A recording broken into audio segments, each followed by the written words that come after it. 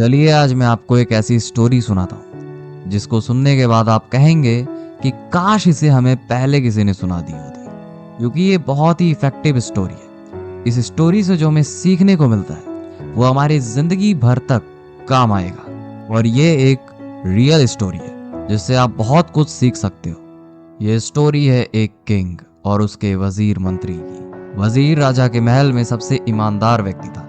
वो 30 सालों से राजा की सेवा करता था और 30 सालों से राजा का दिल जीत के रखा था और पिछले 30 सालों से राजा का चहेता था।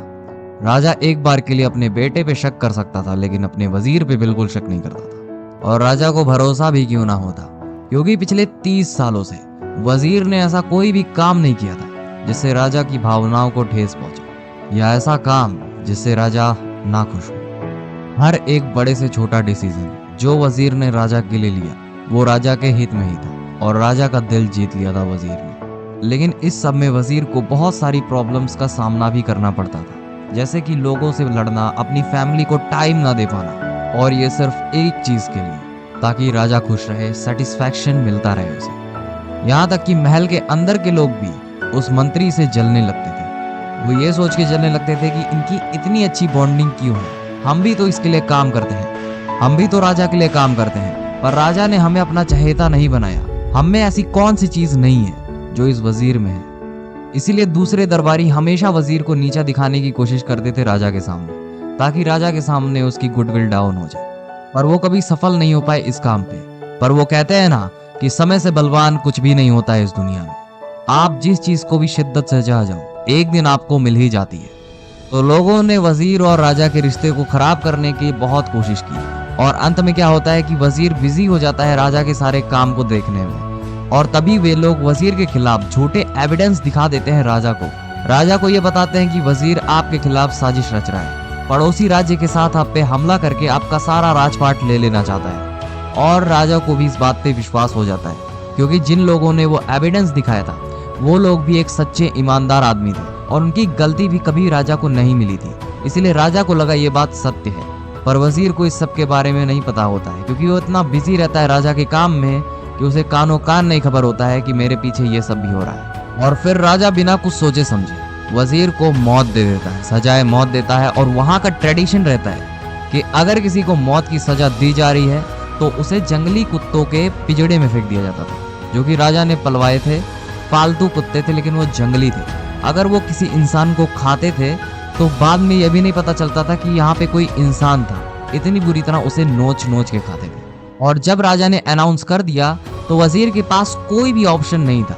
फिर वजीर कहता है कि महाराज, मुझे केवल अपनी जिंदगी में 10 दिन की मोहलत दे दीजिए, ताकि मैं अपनी जिंदगी में जितनी भी परेशानियां हैं सबका समाधान कर सकूं, अपने बच्चों को सेटल कर सकूं, मेरे ऊपर जितना कर्ज है मैं कर्ज अदा कर सकूं। 10वें दिन आप मुझे मौत की सजा सुना देते हैं, कोई गम नहीं। और फिर राजा भी कहता है ठीक है, मैं इसे अंतिम इच्छा समझ के तुम्हें छोड़ देता हूँ। 10 दिन का समय है तुम्हारे पास, 10 दिन के बाद तुम्हें मौत की सजा दे दी जाएगी। और जैसे ही उसे 10 दिन का टाइम मिलता है तुरंत ही वजीर जाता है अपने घर से 100 सोने के सिक्के ले आता है और सीधा पहुंचता है उस व्यक्ति के पास जो उन जंगली कुत्तों को चारा देता है, खाना देता है। वजीर कहता है उस व्यक्ति से, अगर तुम मुझे इन कुत्तों की 10 दिन के सेवा करने के लिए टाइम देते हो तो मैं ये 100 सोने के सिक्के तुम्हें दे सकता हूँ। वो व्यक्ति भी तैयार हो गया कि आप ये काम कर सकते हैं, और होता भी क्यों नहीं, क्योंकि 100 सोने के सिक्के जो मिल रहे थे। वजीर इतना ज्यादा अच्छे से सेवा करता है उन जंगली कुत्तों की कि वे कुत्ते उसको फ्रेंड मानने लगते हैं, अपना मान लेते हैं, मालिक मानने लगते हैं। इनफैक्ट जब 10वां दिन आता है उस दिन वजीर के हाथ से कुत्ते खाना खा रहे होते हैं, और जो कुत्ते होते हैं वो इंसान से लाख गुना ज्यादा वफादार होते हैं। 10वां दिन आ गया, महाराज के सामने वजीर को बांधा गया और फेंक दिया गया कुत्तों के पिंजड़े में। कुत्ते वजीर के ऊपर झपट पड़ते हैं। अब आप सोच रहे होंगे कि कुत्ते उसको नोचने के लिए झपटे होंगे, पर ऐसा नहीं है। कुत्ते वजीर के ऊपर झपटते तो हैं, पर खाने के लिए नहीं, बल्कि उसके साथ खेलने के लिए, उसको प्यार करते रहते हैं, ना कि उसे काटते हैं, क्योंकि वजीर को मान लेते हैं वही उनका मालिक है। और वजीर ने केवल 10 दिन उन कुत्तों की सेवा की थी और कुत्ते उसे मारने से मुकर जाते हैं। राजा देख के ये हैरान हो जाता है और राजा पूछता है कि ऐसा कैसे हो सकता है, ये कुत्ते तो बहुत ही जंगली हैं, ये किसी को भी नहीं छोड़ते, तो तुम्हें ये खा क्यों नहीं रहे? फिर वजीर कहता है, महाराज, मैंने 10 दिन की मोहलत जो आपसे मांगी थी, 10 दिन के अंदर मैंने इन कुत्तों की सेवा की और आज ये कुत्ते मुझे मार नहीं रहे, बल्कि मुझसे प्यार कर रहे हैं और मुझे मारने से मुकर गए। और मैंने आपकी यहाँ 30 साल से भी ज्यादा सेवा करी और आपने मेरे कुछ दुश्मनों की बातें सुनकर मुझे मौत की सजा दी। और ये सुनते ही राजा शर्म से पानी पानी हो जाता है। फिर राजा को रियलाइज होता है कि हाँ यार, मैंने तो गलती की है। फिर वजीर को सजा नहीं मिलती है, उसको पोस्ट उसकी वापस कर दी जाती है। और राजा ये भी कह देता है, जितने लोग भी तुम्हारे साथ साजिश करते हैं मैं उन्हें तुम्हें सौंपता हूँ, तुम्हें जो इनके साथ करना है कर सकते हो, ये मेरा आदेश है।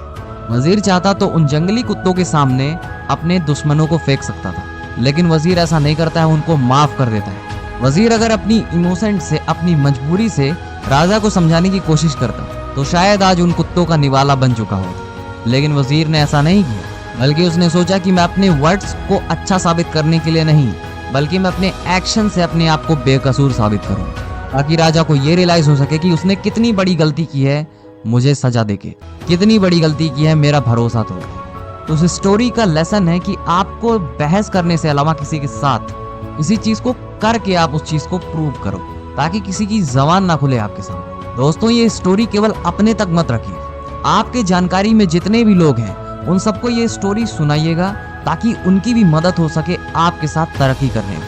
अपने लोगों के साथ ये स्टोरी शेयर करना मत भूलिएगा, ताकि वो लोग भी अपनी जिंदगी में आगे बढ़ सके। उम्मीद करता हूँ वीडियो आपको पसंद आई होगी। वीडियो पसंद आई हो तो वीडियो को एक लाइक कर दीजिएगा। चैनल को सब्सक्राइब करके बेल आइकन को भी दबा सकते हैं, ताकि हमारी लेटेस्ट वीडियो की नोटिफिकेशन आपको तुरंत मिल सके। अभी के लिए जय हिंद, वंदे मातरम।